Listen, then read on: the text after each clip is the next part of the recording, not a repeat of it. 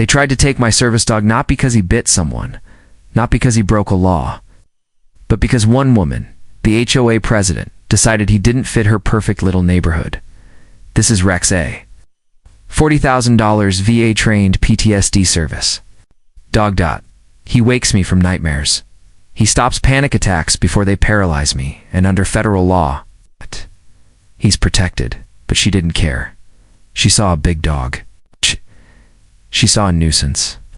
She saw a way to make money off families. It's like mine. So she came after us with fines, with lies, with animal control. What she didn't know, she just declared war on a Purple Heart veteran. And I wasn't going to lose. My name is Garrett Morrison. I'm 34, 2 tours in Iraq, a Purple Heart, and a mind that still remembers every explosion after my divorce.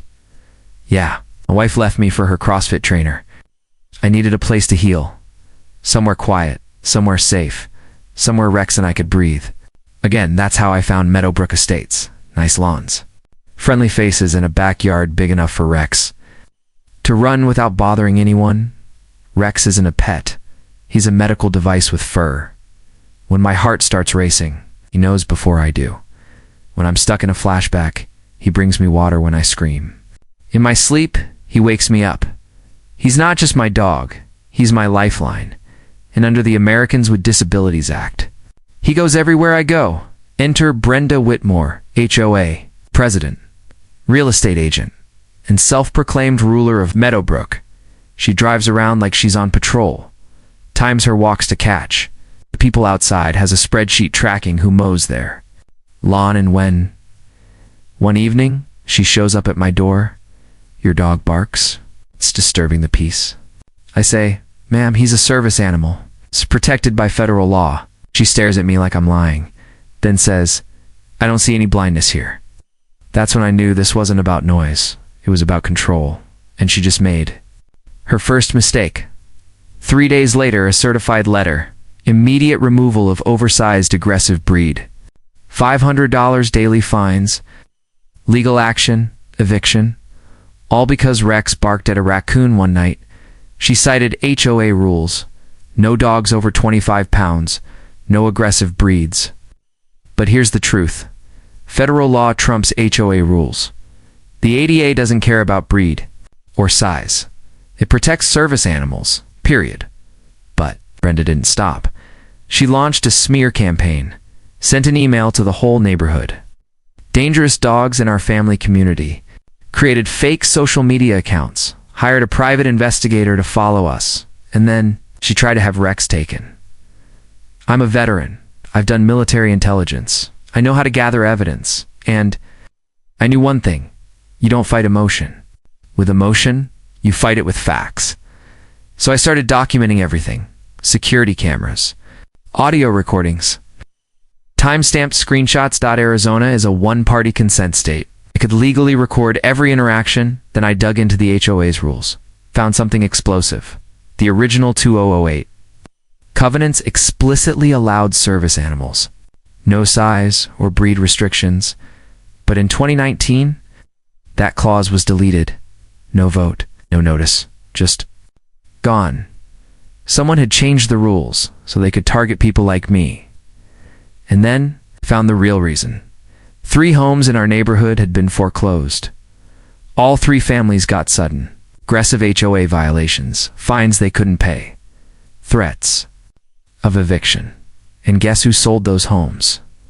Brenda's real estate company. She was running a scam. Let families move in, wait until they invest in their homes, hit them with fake violations, force them to sell at a loss, flip the house profit. This wasn't about rules, it was about money. And now, she'd picked the wrong target. I contacted a veterans' rights attorney, Amanda Torres.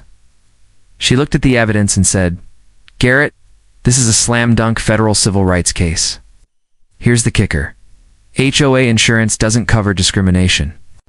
Lawsuits. That means Brenda and the board could be personally liable for 6 figures. So we went to the next HOA meeting. Brought Rex in his vest. My Purple Heart.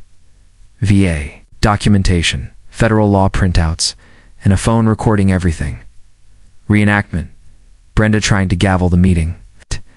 Looking flustered, she tried to shut me down, said Rex wasn't really trained. So Rex on his own sensed my stress and laid across my feet. Deep pressure therapy, right in front of everyone. Then I dropped the bomb, showed the altered covenants, the fake social media accounts, the embezzlement she'd been using HOA funds for her personal pool, and the HIPAA violation. She read my VA medical records out loud at a meeting. That's when the room turned, neighbors stood up, veterans saluted, the board voted 6-0 to remove her as president, and Officer Martinez walked in with a restraining order protecting me. From her, Brenda lost everything. Criminal charges for false police reports, purported embezzlement, her real estate license. Suspended, she moved to Tucson in shame, and us. We won. Not just for Rex, but for every disabled person who's been bullied by an HOA. The settlement created Rex's fund. A $50,000 legal aid fund for veterans facing discrimination, our neighborhood. Now it's a model of inclusion. We have a Service Animal Appreciation Day, a new HOA president, Maria Rodriguez, who actually cares, and Rex. He's not just my dog, he's the hero of the story. If you're disabled, if you rely on a service animal, know this: you have rights, and if someone tries to take them away, document it. Fight back. Because sometimes, the best revenge is letting your enemy destroy themselves while you record every second. If this story helped you, smash that like button, share it with someone who needs to see it, and subscribe. Because we're just getting started.